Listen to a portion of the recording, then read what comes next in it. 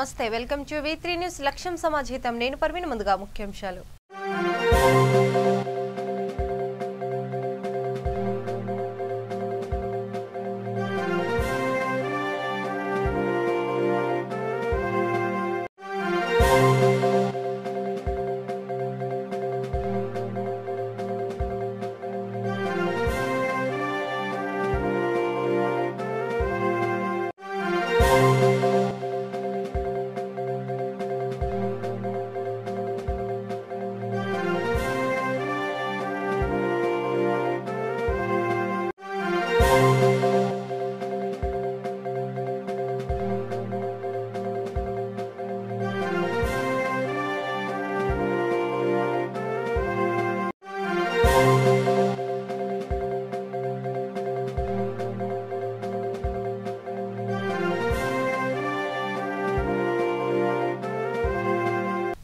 Details లోకి వెళ్తే ఎటువంటి సమస్యం లేకుండా ప్రతి ఒక్కరూ కరోనా టీకా వేయించుకునేందుకు ముందుకు రావాలని ఆంధ్రప్రదేశ్ గవర్నర్ విశ్వభూషణ్ హరిచందన్ అన్నారు. విజయవాడ ప్రభుత్వ ఆసుపత్రిలో గవర్నర్ దంపతులు విశ్వభూషణ్ హరిచందన్, సుప్రభత హరిచందన్ టీకా తీసుకున్నారు. అనంతరం గవర్నర్ మాట్లాడుతూ టీకా వేయించుకోవడం ద్వారా తాను ఎటువంటి అసౌకర్యానికి లోను కాలేదని, టీకా పూర్తి సురక్షితమైనదని వివరించారు. టీకాను త్వరితగతిన కనుక్కోవడం ద్వారా భారతీయ శాస్త్రవేత్తలు ప్రజలకు కొత్త జీవితాలను అందించారన్నారు.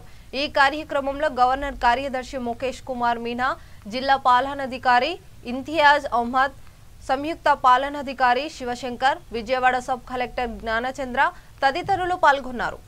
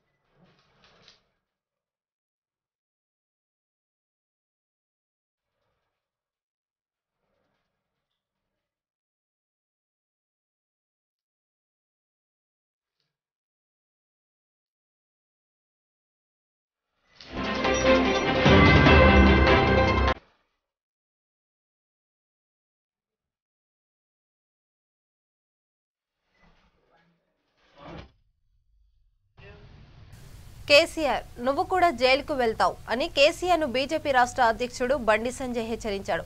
వికారాబాద్ జిల్లా తాండూరులో జరిగిన సమావేశంలో ఆయన మాట్లాడుతూ బీజేవైఎం అధ్యక్షుడు భానుప్రకాష్ ను పోలీసులు వెంటనే విడుదల చేయాలని బండి సంజయ్ డిమాండ్ చేశారు. భానును విడుదల చేయలేదని తమ రిక్వెస్ట్ కాదని వార్నింగ్ సంజయ్ హెచ్చరించారు. భాను అరెస్టు విషయంలో ఐజీ ప్రభాకర్ కు సిగ్గుండాలని సంజయ్ వ్యాఖ్యానించారు. లాలు కరుణాను దిక్కి ఏం జరిగిందో కేసీఆర్ గుర్తు చేసుకోవాలని ఆయన హితవు పలికారు. భానుప్రకాష్ పై చెయ్యి పడితే ఫామ్ హౌస్ పై చెయ్యి వేయాల్సి వస్తుందని సంజయ్ హెచ్చరించారు. రాష్ట్ర అధ్యక్షుడు సోదరుడు భానుప్రకాష్ గారిని ఇప్పుడే కొంతమంది పోలీసులు ఎక్కడ తీసుకపోవడం జరుగుతుంది. ఎక్కబడిపోయి నాకు ఏదో ఈ తెలంగాణ విచిత్రం పోలీసులు అరెస్ట్ చేయాలి ఎక్కపోవడం కావాలి. ఏడు అబద్ధాలు బీజేపీ నాయకులు కారణాలు ఎత్తపోతారు, ఏడుగుతారో 3 రోజుల దాకా అర్థం తెలియదు. గతంలో ఇంకా నష్టం ఎత్తపోతాడు పోలీసులు, టెర్రరిస్ట్ ఎత్తపోతాడు. ఇలా భారతీయ జనతా పార్టీ కార్యకర్తలను ఉద్యమకారులందరూ కూడా ఎత్తుకుపోయి ప్రయత్నం చేస్తా ఉన్నారు. నేను రాష్ట్ర ముఖ్యమంత్రిని హెచ్చరిస్తున్నాను. రాష్ట్ర ముఖ్యమంత్రికి సీరియస్ చెప్తున్నాను. భారతీయ జనతా యువమోర్చా రాష్ట్ర అధ్యక్షుడు భానుప్రకాష్ రెడ్డిని వెంటనే విడుదల చేయకుంటే నీ సంఘటన తెలుస్తా. నువ్వు అనుకున్న రాష్ట్ర ముఖ్యమంత్రి బండి సంజయ్ మాట్లాడుతున్న ఏం చేతులు రాసు పక్కా చేసుకుంటా వెంటనే భానుప్రకాష్ రెడ్డిని వెంటనే పేషెంట్ గా విడుదల చెప్పి బండి సంజయ్ నీకు వార్నింగ్ ఇస్తున్నాడు. రిక్వెస్ట్ కాదు, వార్నింగ్ ఇస్తాడు. సిగ్గుండాల ప్రభాకర్ పదవి పొందిన ఒక మూర్ఖుడు కలిసి రాష్ట్ర ముఖ్యమంత్రి పక్కన సంకల్పం ఈ తెలంగాణ రాష్ట్రంలో పోలీసులు శాసించాలంటే ఇంతకన్నా నీచం ఇంతకన్నా మూర్ఖత్వం రాష్ట్ర ముఖ్యమంత్రి గారి విషయాన్ని ఒకసారి రాష్ట్ర ముఖ్యమంత్రి గుర్తుంచుకోవాలి. పక్కా సమాజంగా కొన్ని రోజులు ఎంజాయ్ చేసుకోవచ్చు. ఒక్కసారి ముఖ్యమంత్రి గుర్తుంచుకోవాలి. లల్లు ప్రసాద్ యాదవ్ గుర్తుంచుకో, కరుణానిధి గుర్తుంచుకో. వాళ్ళని ఏ విధంగా చేరుకెళ్ళో నువ్వు కూడా పక్క అదే విధంగా చేరుకుంటాం. మీరందరూ అమాయకం. మనం ఏమనుకుంటే ముఖ్యమంత్రి ఊకే మన ఇప్పుడుగా అయిపోయాడు. పావులకే ముఖ్యమంత్రి బయటకు వస్తలేడు, ప్రగతి పొలకి పైకి వస్తాడు అని ప్రాక్టీస్ చేస్తున్నాడు ఆయన. ముఖ్యమంత్రి అనుకుంటాడు కదా, భారతీయ జనతా పార్టీ కార్యకర్తలు బెదిరిస్తే భయపడుతున్నాడు. భయపడుతున్నాడా? భయపడుతున్నాడా? కానీ ముఖ్యమంత్రికి భయం పక్క చూపెట్టాలి. పక్క చూపడతా కూడా మీరందరూ మనకి అంతా కూడా భాను ప్రకాశానికి ఏమైనా అవుతుందా? భాను ప్రకాశం మీద చేయబడితే ముఖ్యమంత్రి ఫామ్ హౌస్ చేయిస్తారు. పక్క భాను ప్రకాశం మీద చేయిస్తే పక్కని ప్రభుత్వం చేయించబడతారు అని చేయగలరా? భాను ప్రకాశానికి ఎవరి కోసం చేయగలరా? గుర్రపోడు తండాలో పేద గిరిజనులు నాగార్జున సాగర్ నిర్మాణంలో ఆస్తులు కోల్పోయి, సెంటిమెంటల్ పక్కపోయి ఆస్తులు కోల్పోయి మన కష్టపడి భూములు సాధించుకుంటే ఆ స్థలాలను కూడా జనతా యువమోర్చా రాష్ట్ర అధ్యక్షుడు సోదరుడు భాను ప్రకాష్ గారిని ఇప్పుడే కొంతమంది పోలీసులు ఎక్కడి తీసుకపోవడం జరుగుతుంది. ఎక్కబడిపోయాయి. ఏదో ఈ తెలంగాణ విచిత్రం. ఏపీ రాష్ట్రంలో జరుగుతున్న ప్రతి అభివృద్ధి ప్రధాని మోడీ లక్ష్య సాధనతోనే జరుగుతుందని రాజ్యసభ సభ్యులు జీవీఎల్ నరసింహారావు చెప్పారు. కేంద్ర నిధులు సహకారంతోనే రాష్ట్ర అభివృద్ధి జరుగుతుందని, ఏపీలో రాజకీయాలు వ్యాపారంగా మారిపోయాయని ఆరోపించారు. ఎన్నికల ప్రచారంలో భాగంగా గత కొద్ది రోజులుగా విశాఖలో పర్యటిస్తున్న జీవీఎల్ మీడియాతో మాట్లాడారు. ఏపీలో బీజేపీ ఒక్క సీటు గెలవకపోయినా అభివృద్ధికి అత్యంత ప్రాధాన్యత ఇచ్చామని అన్నారు. టీడీపీ, వైసీపీలు బీజేపీ పట్ల తప్పుడు ప్రచారాలు చేస్తున్నాయని ఆరోపించారు. విశాఖ నగరానికి కేంద్రం చేసిన అభివృద్ధిని తెలియజేస్తూ బ్రోచర్ను విడుదల చేశారు. స్టీల్ ప్లాంట్ల అమ్మకాలపై వామపక్షాలు అనవసర రాద్ధాంతం చేస్తున్నాయని, వామపక్షాల మాయలో ప్రజలు పడొద్దని కోరారు. మొదటిది ప్రభుత్వ వ్యాపారం చేయటం ప్రభుత్వ విధానం కాదు. రెండవది ప్రభుత్వాల కంటే ప్రైవేట్ రంగంలోనే వ్యాపారం బాగా సాగుతుంది. మీరు ఇక్కడ ఏమైనా చూడండి, నేను ప్రత్యేకంగా ప్రస్తావించక్కర్లేదు. ప్రైవేటు పబ్లిక్ ఉన్న చోట ఈ రకంగా ఎయిర్ ఇండియా ఇంకా నష్టాల్లోనే కూరుకుపోయింది. మరి కొత్తగా వచ్చినటువంటి ప్రైవేట్ ఎయిర్లైన్స్ లాభసాటిగా నడుస్తున్నాయి. సో అనేక రంగాల్లో ఇదే ఎగ్జాంపుల్ వర్తీకరిస్తుంది. సో కాబట్టి ప్రభుత్వ విధానం అది. నష్టాలు లాభాలు నష్టాలతో ప్రమేయం లేదు.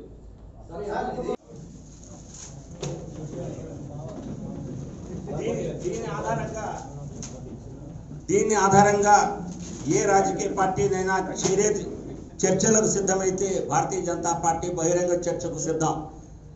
కేంద్ర ప్రభుత్వం, మోడీ గారి ప్రభుత్వం విశాఖపట్నం నగర అభివృద్ధికి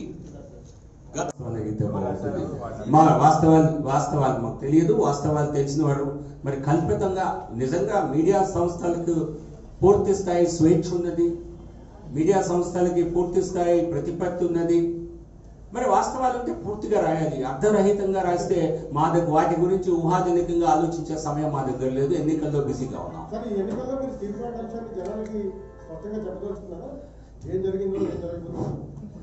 ఇంత స్పష్టంగా దయచేసి మీ ద్వారా మిమ్మల్ని మీతో మాట్లాడుతోంది మీ ద్వారా ప్రజలకు తెలియాలని.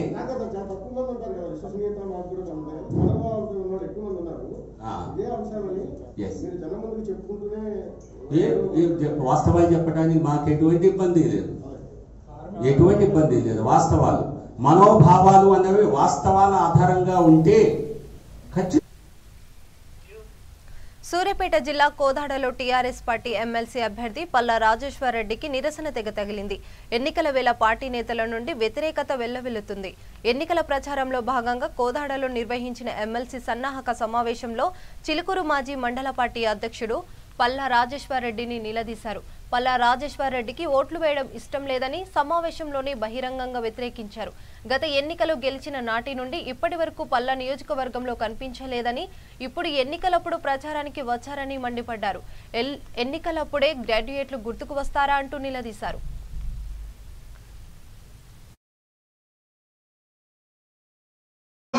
2697 ఓట్లు ఉన్నాయి. మా గ్రామంలో మాత్రం 497 ఓట్లు ఉన్నాయి. అతి చిలుకూరులో 622 ఓట్లు ఉన్నాయి. ఎందుకంటే మన ఎమ్మెల్యే ముందు మనం రోజు మన ఎమ్మెల్యే ముందు తిరుగుతుంది కాబట్టి మన సార్లు ఏదో మాట చెప్తున్నాం. సరే మన పల్లరాజుల పెద్ద మాత్రం మాకి గెలిచిన కానీ ఇప్పుడు మన ముందు కావాలి. ఏదో మన అప్పటికి చెప్పడం కాదు. ఎందుకంటే ఓటర్ మాట చెప్పి చెప్పడం కాదు. అది పూర్తి బాధ్యత ఎమ్మెల్యే గారు మనలో బాధ్యత తీసుకుంటే ఆ ఓట్లు పడతాయి. ఈ సభకు తెలియజేస్తుంది. ఎందుకంటే ఏదో మీరు చెప్పి మన మాట చెప్పుకోవడం కాదు. నేను నా మాట చెప్పే రాస్తుంది. ఎందుకంటే పూర్తి బాధ్యత తీసుకుంటే ఎమ్మెల్యే గారు పూర్తి బాధ్యత తీసుకుంటే ఈ ఓట్లు పడతాయని చెప్పి సభకు తెలియజేస్తూ ఈ అవకాశం ఎమ్మెల్యే గారికి ధన్యవాదాలు ముగించుకుంటున్నాం. ఎందుకంటే విశాఖపట్నం స్టీల్ ప్లాంట్ల ఉద్యమం ఉధృతమవుతుంది. కేంద్ర ప్రభుత్వ నిర్ణయానికి వ్యతిరేకిస్తున్న ఈ నెల 5న చేపట్టే బంద్ను జయప్రదం చేసే దిశగా కార్మిక సంఘాల కార్యాచరణ ప్రణాళిక సిద్ధం చేస్తున్నారు. విశాఖలో స్టీల్ ప్లాంట్ల పరిరక్షణ పోరాట కమిటీ సభ్యులు సమావేశమయ్యారు. బంద్తోనైనా ప్రభుత్వం వెనక్కి తగ్గాలని డిమాండ్ చేస్తారు. స్టీల్ ప్లాంట్ల ప్రైవేటీకరణకు వ్యతిరేకంగా ఈ నెల 5న రాష్ట్ర వ్యాప్త బంద్కి పిలుపునిచ్చారు. బంద్కు అన్ని రాజకీయ పార్టీలు, అన్ని వర్గాల ప్రజలు సహకరించి విజయవంతం చేయాలని కార్మిక సంఘాల నేత రాజశేఖర్ కోరారు. అప్పటికి కేంద్రం స్పందించకపోతే తీవ్ర స్థాయిలో ఉద్యమిస్తామని స్పష్టం చేశారు. అలాగే టీడీపీ పరశీలవదానికి గెలిచాం, తరిగిపూడి గెలిచాం. ఆల్మోస్ట్ జిల్లాలో అన్ని రాజకీయ పార్టీలను కూడా రిక్వెస్ట్ చేయడం జరిగింది. వాళ్ళు పూర్తి స్థాయిలో సపోర్ట్ చేస్తామని చెప్పినారు. ఇప్పటికే YSRCP, TDP, Congress, Janasena, CPI, CPM పార్టీని మద్దతిచ్చిన ఈ బంద్కి ఒక బీజేపీ ఢిల్లీ వరకు తీసుకెళ్తాం, ఢిల్లీ పెద్దలకు వినిపిస్తాం, మా వాణిని అక్కడే తెచ్చుకుంటాం, ఖచ్చితంగా ప్రభుత్వ రంగంలో కొనసాగాలి, ఖచ్చితంగా నిలబడతామని చెప్తూ ఇట్లా తీసుకుంటాం. కాపాడుకుంటాం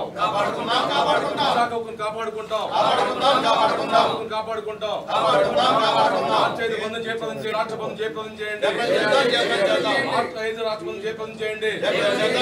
విశాఖ ఉక్కు ఆందోళనకు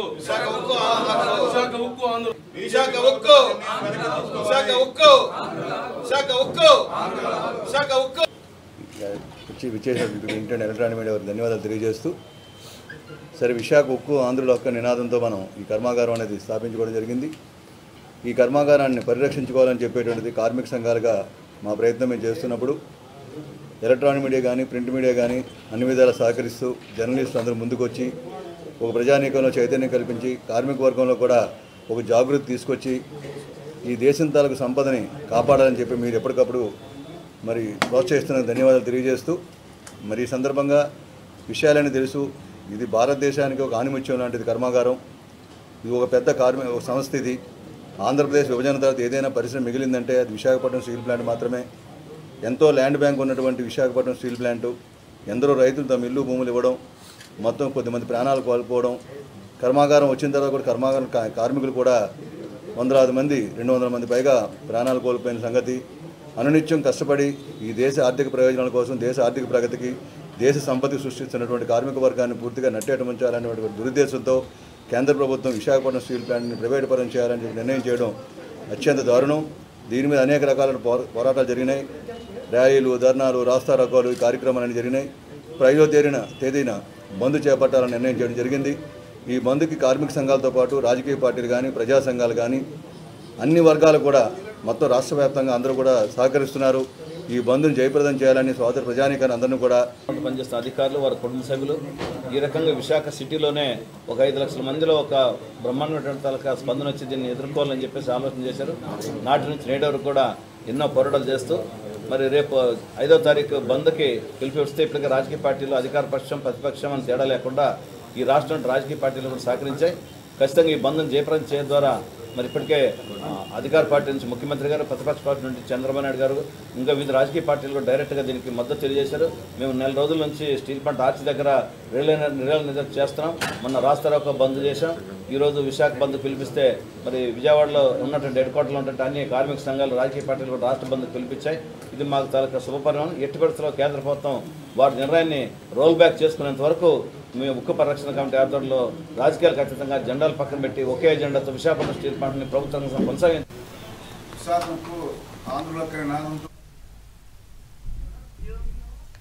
కర్నూలు జిల్లా శ్రీశైల దేవస్థానంలో హుండీ ఆదాయాల లెక్కింపు కార్యక్రమం నిర్వహించారు.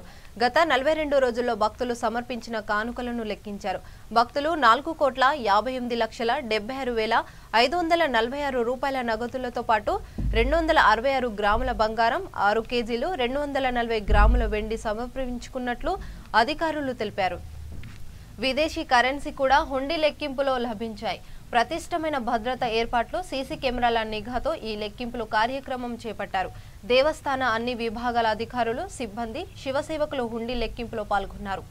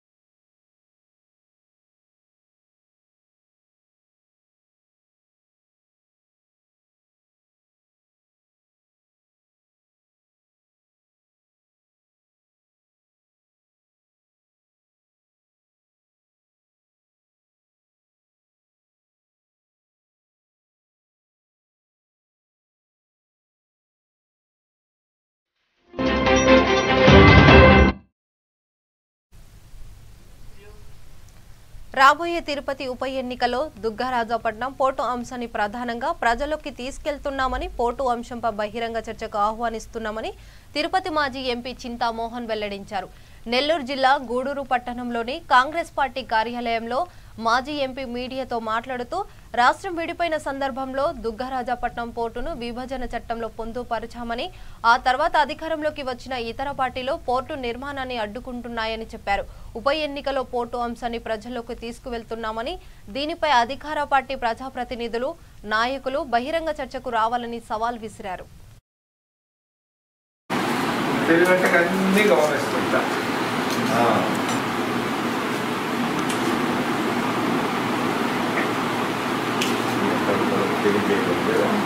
అబ్బాయి రాశావు, ఆ జాబ్ ఉంది అక్కడ కేంద్ర ప్రభుత్వం దగ్గర, లేకుంటే దుగ్గరాజపట్నం పనులు పూర్తి అయిపోయాను, పోర్టు పూర్తి అయిపోయాను. మద్రాసు రాష్ట్రం లాగాను, కొచ్చిన్ లాగాను, కలకత్తా, బొంబాయి లాగా ఈరోజు గూడూరు పట్టణం, దుగ్గరాజపట్నం దాకా మరి బాగా అభివృద్ధికి వచ్చి ఉండాల్సింది, ఉద్యోగాలు వచ్చి ఉండాల్సింది. మీరందరూ కార్లలో ఎడకి వచ్చి ఉండాల్సింది, మోటార్ సైకిల్ మోపెడ్లో కాదు.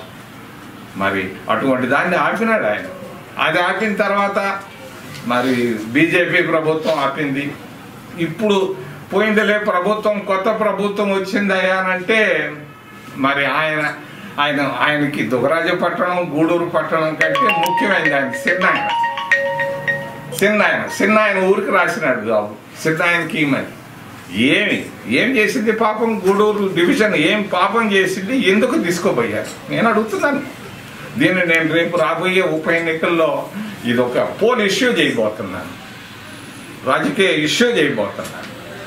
మరి మీకు దుగ్గరాజపట్నాన్ని Bharatiya Janata party, Telugu Desam party, Congress party, YCP party 3 ఆపాయి. ఎందుకు ఆపాయి? నేను చెప్తున్నాను, ఇది రెఫరెండంగా తీసుకుంటున్నాను. దుగ్గరాజపట్నాన్ని ఒక రెఫరెండంగా మారుస్తున్నాం. అద్వారంగా ఉంది మరి ఇక్కడ ఉన్నటువంటి ప్రజాప్రతినిధుల పరిస్థితులు. 5,000 నుంచి 10,000 దాకా తీసుకోవడం ఎందుకు? ఆ దౌర్భాగ్యం. మంచి స్థాయిలో నుంచి వచ్చారు, ఇంత గొప్ప స్థాయిలో నుంచి వచ్చినటువంటి వాళ్ళకి 5,000 10,000 అవసరమా? అంగన్వాడీ వర్కర్ అపాయింట్మెంట్ కూడా పైసలా? ఏమైపోయిందా? నెల్లూరు జిల్లాలో ఒక ఎమ్మెల్యే, ఆ ఎమ్మెల్యేకి ఒక వియంకుడు, ఆ వియంకుడికి ఏదో ఒక కేసు అడ్డం వచ్చింది. ఆ కేసుకు కూడా ఇక్కడ ఉన్నటువంటి ప్రజాప్రతినిధి ₹1,00,00,000 తీసుకున్నాడంట. పని ఏమన్నా పూర్తి చేశాడంటే పూర్తి చేయలేదు. వాళ్ళు ఆ ఎమ్మెల్యే చెప్పుకోలేక, అడగాలేక, మింగాలేక, కక్కలేక చేస్తున్నాడు. సొంత పార్టీ ఎమ్మెల్యే దగ్గరలో ఉన్నటువంటి దుగరాజపట్టణ ఓడ రేవును గురించి మాట్లాడారా? నేను తెచ్చాను, దాన్ని కష్టపడి తెచ్చాను. ప్రేమ, కాంగ్రెస్ పార్టీ అంటే ప్రేమ, ద్వేషం కాదు.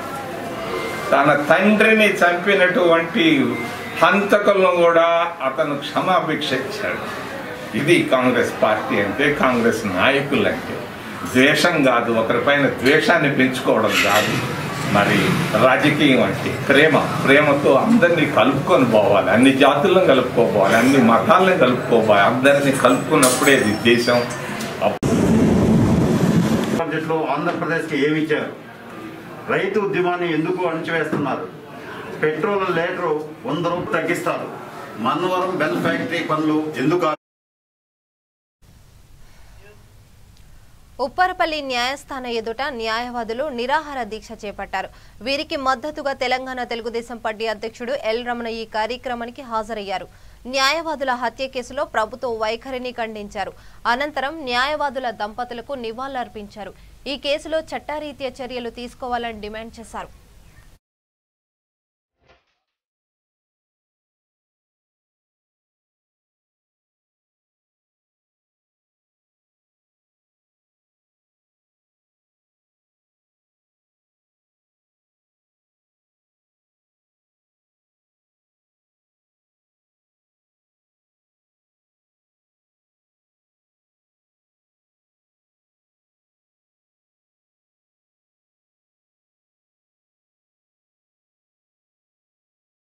ఉన్నటువంటి బార్ అసోసియేషన్ సభ్యులందరూ 3 రోజుల చేసిన నిరాదీక్షకు సంఘీభావంగా తెలుగుదేశం పార్టీ పరంగా అందరం వచ్చేసి వారికి సంఘీభావం చేసి ఈ మధ్య జరిగినటువంటి వామన్ రావు దంపతుల హత్యకు నిరసనగా చేసిన దీక్ష రాష్ట్ర ప్రభుత్వం కళ్ళు తెరవాలని చెప్పని. ప్రజాస్వామ్యంలో జ్యుడిషియరీ అత్యంత ప్రాధాన్యమైంది. ఆ జ్యుడిషియరీలో జరిగేటువంటి దాంట్లో న్యాయం చేయించడంలో న్యాయవాదుల పాత్ర కీలకమైనటువంటిది. వివిధ సమస్యలు వాళ్ళు తీసుకొచ్చినప్పుడు వాటి పట్ల స్పందించడం, బాధ్యతాయుతంగా వాటిని గెలిచడం అనేది న్యాయవాదుల ఉన్నటువంటి హక్కు. మరి వాళ్ళు ఆ విధంగా ఆ ప్రాంతంలో ఉండేటువంటి జరుగుతున్న అన్యాయాలను, అక్రమాలను వెలికితీసి వివిధ కోర్టుల ద్వారా కానీ, పత్రికల ద్వారా కానీ, విజ్ఞాపనల ద్వారా కానీ విన్నవిస్తే దాన్ని జీర్ణించుకోవాలని కొందరు మరి భౌతికంగా నిర్మూలన చేయడం అనేటువంటిది అత్యంత హేయమైన చర్య అని చెప్పని న్యాయాన్ని కాపాడుతున్నటువంటి న్యాయవాదులకే ఈరోజు భద్రత లేకపోతే మరి ఎవరికి ఉంటుంది అనేటువంటి సందేహం కూడా కలుగుతుంది. కనుక చివరి కోర్టు సైతం పోలీస్ యంత్రాంగం సరైన విధంగా స్పందించడం లేదు, సరైన విధంగా చర్యలు చేపట్టడం లేదని చెప్పి నిన్న సాక్ష్యాలు చేపట్టినట్టు దాన్ని కానీ, వాంగ్మూలం సంబంధించినటువంటి కానీ ఈరోజు నేను పోటీస్తున్న అభ్యర్థిగా వారందరినీ విన్నవించుకుంటే మేమందరము మద్దతిస్తామనేటువంటి మాట వారు ఇవ్వడం జరిగింది. మాకు ఎంతో మనోధైర్యం కలిగిస్తుంది. ఇక్కడ ఉండేటువంటి న్యాయస్థానంలో సరైన మౌలిక సదుపాయాలు లేవు. అదేవిధంగా అనేక అవసరాలను కూడా వాటిని కూడా మా బాధ్యతాయుతంగా నేను చేపడతాను చెప్పినటువంటి మాట వారికి ఇవ్వడం జరిగింది. కనుక ప్రతి ఒక్కరికి సహకరించినటువంటి న్యాయవాదులకు ప్రధానంగా పూర్ణచంద్ర రెడ్డి గారు, బాలరెడ్డి గారు, ఇక్కడ ఉండే చారి గారు అందరూ వారు మనస్ఫూర్తిగా సహకరిస్తానని చెప్పిన ధన్యవాదాలు.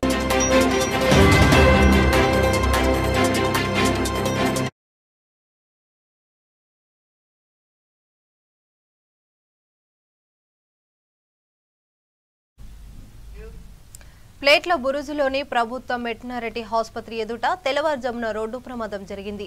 ఓవర్లోడుతో అతివేగంగా వెళ్తున్న ఓ ట్రక్ డివైడర్ను ఢీకొట్టి బోల్తా పడింది.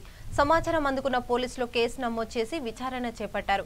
ఈ ఘటనకు సంబంధించి పూర్తి వివరాలు తెలియాల్సి ఉంది.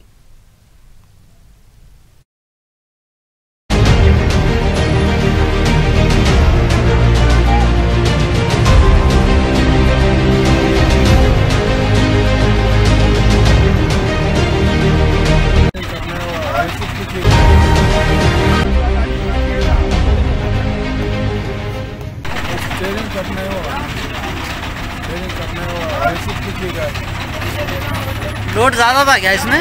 लोड ज़्यादा नहीं। हाँ। स्टीयरिंग कट में वो आप कुछ मार पड़ा आपको? मारा आपको? कितने बजे हुआ ये कितने बजे हुआ? 10 बजे, 10:30 में। कहाँ से आ रहे थे आप? अफजलगंज से। अफजलगंज से आ रहे थे। कहाँ पे जा रहे थे आप? कहाँ जा रहे थे? क्या है गाड़ी में? रोड काम करने जा वो दाल का लोड है।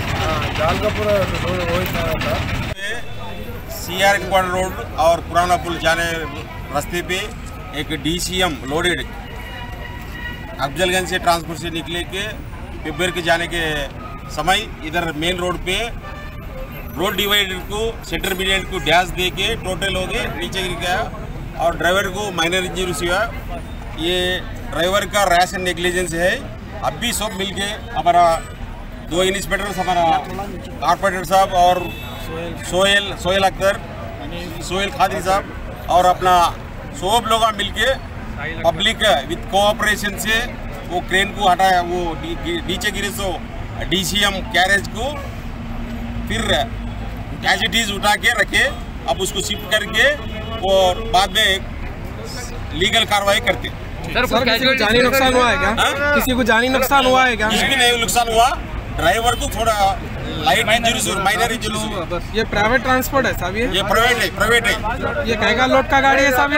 वो एसेंशियल कमोडिटीज है। एसेंशियल कमोडिटीज मीन्स वो किराना सामान का है पूरा। किराना सामान। चलिए ठीक है, थैंक यू। पुराने पुल सिटी कॉलेज से पुराना पुल जाने वाली रोड पर एक गाड़ी लोडेड गाड़ी डिवाइडर को लग के पलट गई थी। इत्तला मिली कि ऐसा हुआ तो मैं फ़ौरन स्पॉट पे आया। स्पॉट पे आके Bahadurpura traffic PS, line order PS पूरा से बातचीत हुई। ఇక జనగామ జిల్లాలోని స్టేషన్ ఘనపూర్లో దానాపూర్ ఎక్స్ప్రెస్ రైలుకు పేను ప్రమాదం తప్పింది. ఇంజన్కు బోగీలతో ఉన్న లింక్ తెగిపోయింది. బోగీల నుంచి ఇంజన్కు సంబంధం లేకుండా 500 మీటర్ల దూరం ముందుకు వెళ్లి ఇంజన్ ఆగిపోయింది. దీంతో రైల్లో ప్రయాణిస్తున్న ప్రయాణికులు తీవ్ర భయాందోళనకు గురయ్యారు. ఆగిన బోగీలకు ఇంజన్ తీసుకువచ్చి బిగించారు. సుమారు గంట పాటు స్టేషన్ ఘనపూర్లో బోగీలు నిలిచిపోయాయి. ఎటువంటి ప్రాణ నష్టం జరగకపోవడంతో ప్రయాణికులు స్థానికులు ఊపిరి పీల్చుకున్నారు.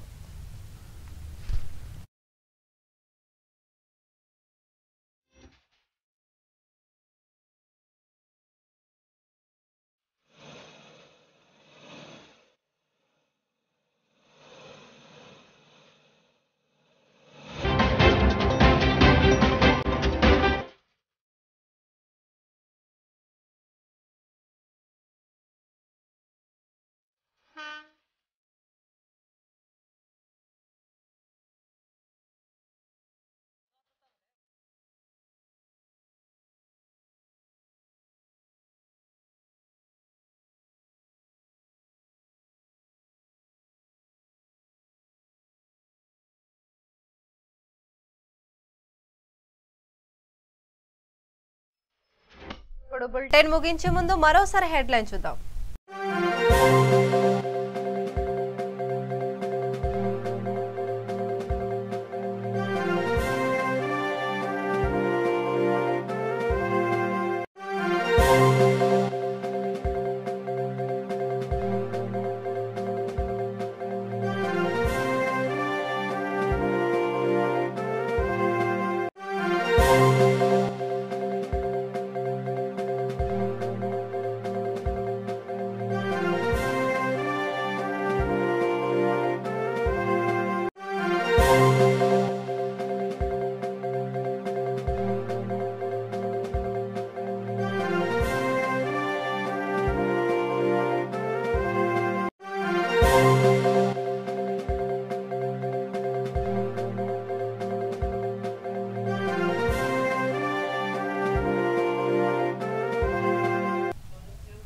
ఇంతటితో వార్తలు సమాప్తం. చూస్తూనే ఉండండి V3 న్యూస్. నమస్కారం.